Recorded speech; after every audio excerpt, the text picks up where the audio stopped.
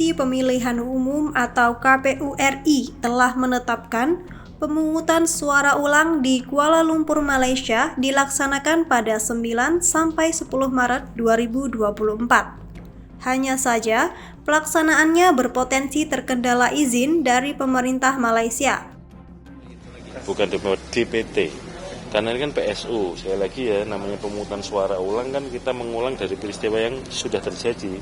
Peristiwanya kan sudah ada DPT-nya, maka dari DPT itulah kita memulai menganalisis.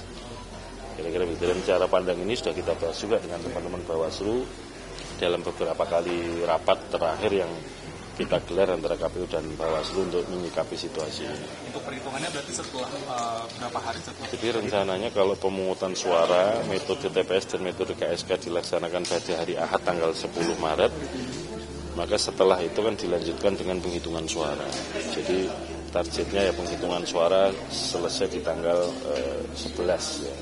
Dan kemudian ada jeda untuk mempersiapkan segala sesuatunya, dan rencananya dilakukan rapat pleno rekapitulasi untuk di tingkat PPLN Kuala Lumpur tanggal 13 Maret 2024. Sehingga dengan begitu paling lambat 15 Maret 2024 harus sudah sampai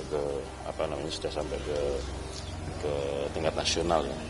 Bahwa ada informasi belakangan ini pemerintah Malaysia membuat guidelines atau protokol atau semacam SOP bahwa untuk dapat digelar kegiatan politik oleh negara-negara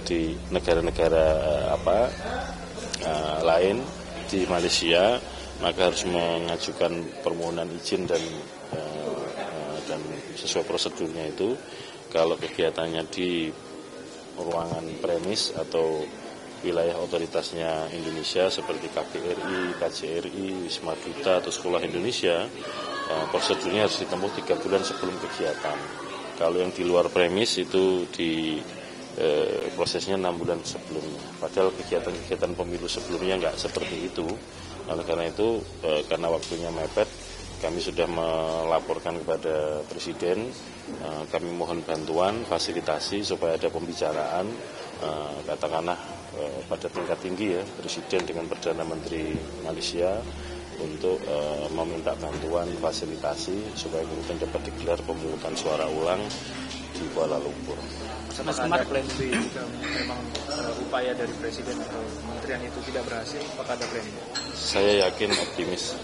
Sejauh ini seperti apa sih Mas? Ini persiapannya sudah sampai mana? Logistik apakah sudah dikirim lagi? Ya kan berdasarkan DPT baru kita produksi kan, surat suara, formulir, kotak suara dan sebagainya.